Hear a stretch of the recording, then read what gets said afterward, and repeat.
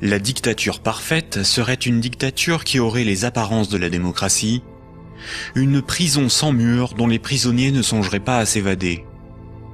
Un système d'esclavage où, grâce à la consommation et au divertissement, les esclaves auraient l'amour de leur servitude. Aldous Huxley, dans Le meilleur des mondes. La croissance, essentielle à la domination de la finance, nécessite des travailleurs consommateurs dociles et manipulables. La télévision les divertit par les jeux, les séries, le voyeurisme de la télé-réalité et un flot d'informations brutes, sans aucune analyse, ne jouant que sur la force des images, l'émotionnel et les peurs primaires. On y fait l'apologie de l'oligarchie, des idoles, du consumérisme, de la légèreté, du sexe et de la bêtise. Consommer, c'est être libre et heureux, réfléchir est futile et ennuyeux. Le vocabulaire est réduit, le sens des mots dévoyé, de sorte qu'il n'est plus possible de penser la réalité. L'éducation est réduite à une forme de conditionnement à la servitude et d'insertion professionnelle. Un individu inculte n'a qu'un horizon de pensée limité, et plus sa pensée est bornée à des préoccupations futiles, moins il peut se révolter. La destruction des États-nations, de la cellule familiale, la négation des identités culturelles, religieuses et sexuelles, sont les moyens de supprimer tous leurs repères aux individus.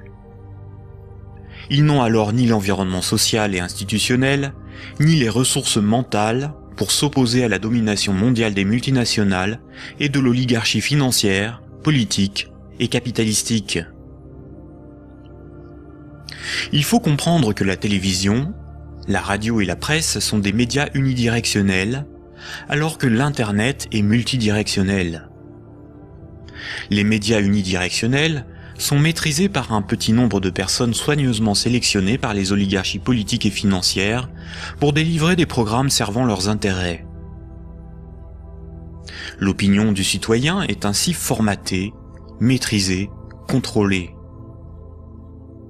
À l'inverse, sur l'Internet, tous les intellectuels, philosophes et journalistes peuvent s'exprimer, partager leurs analyses, et le citoyen peut librement choisir ses sources d'information, partager ses opinions et en débattre. Pour maîtriser la liberté de l'Internet, l'oligarchie crée une fausse dissidence sous la forme de médias qui semblent subversifs, comme Mediapart, Rue 89, Le Canard enchaîné, le magazine Marianne, ou encore des organisations comme Wikileaks, dont la fonction est de canaliser les citoyens les plus critiques sur des sujets sans importance, d'organiser leur indignation, de monter les uns contre les autres, et de décrédibiliser les analyses réellement subversives. Et quand le prêt-à-penser perd trop de terrain, la liberté d'opinion et d'expression n'existe plus. L'Internet tout entier est diabolisé au nom de la démocratie, de la République, ou encore de la lutte contre un terrorisme fictif ou fabriqué. Les grands médias qualifient de racistes, de terroristes, de fascistes, de xénophobes, d'antisémites, de négationnistes, de conspirationnistes ceux qui analysent les faits, critiquent le système et tentent d'en exposer les fondements. Ces grossiers amalgames visent à empêcher le public d'écouter leurs discours, d'étudier leurs arguments et de débattre de leurs idées. Tout comme ce sont les banques qui décident ce qui doit être financé en fonction de leurs intérêts, dans les médias dominants, c'est l'oligarchie qui décide l'information qui doit être diffusée en fonction là aussi de ses propres intérêts. Le contrôle du vecteur soit de la richesse, c'est-à-dire la monnaie, soit de la connaissance et des idées, c'est-à-dire les médias, soit encore du système législatif, c'est-à-dire le gouvernement représentatif non démocratique, sont les instruments de la domination des oligarchies. Dès lors, il ne faut pas tomber dans la provocation, l'extrémisme ou la violence. La violence et la provocation sont ce que le système attend pour justifier la censure, le contrôle d'Internet et la mise en place d'un État policier. Il ne faut pas non plus dépenser son énergie sur des détails. Il faut au contraire remettre en cause les fondamentaux sur lesquels repose ce système de domination.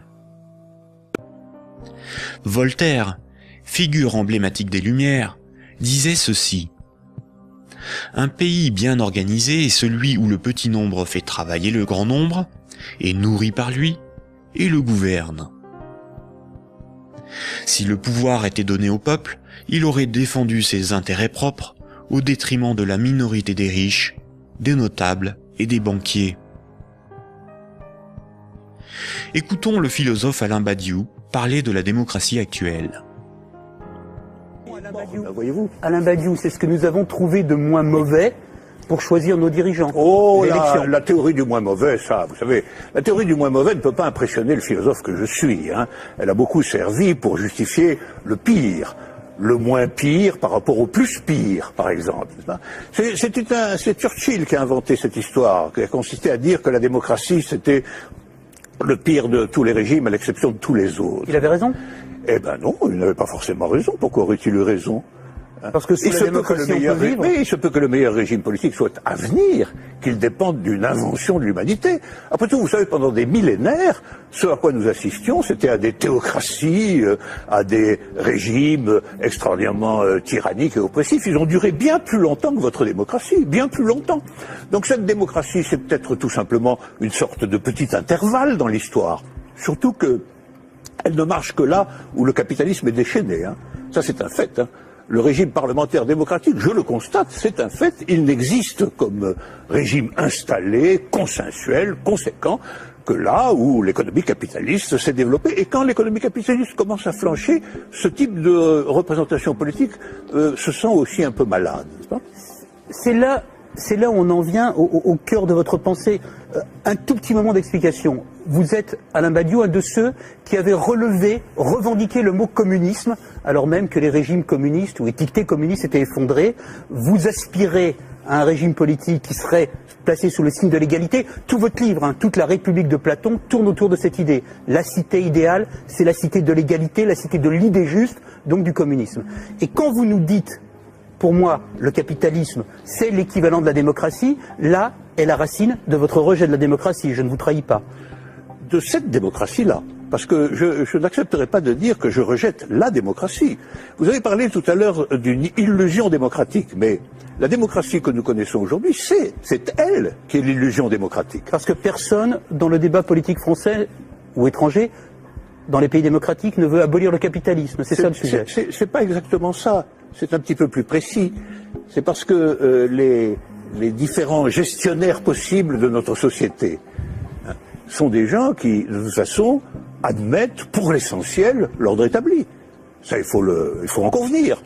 D'ailleurs, s'ils n'admettaient pas les uns et les autres l'ordre établi, ils n'accepteraient pas de se succéder comme ils le font. Il faut bien que tel candidat ne soit pas extraordinairement différent de tel autre pour qu'il puisse alterner le mouvement des affaires restant à peu près le même, après tout. Hein.